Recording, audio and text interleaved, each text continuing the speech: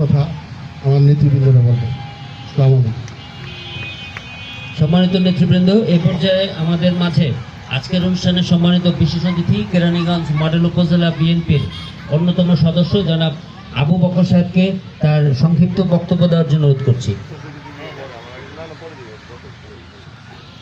বিসমিল্লাহির রহমানির রহিম।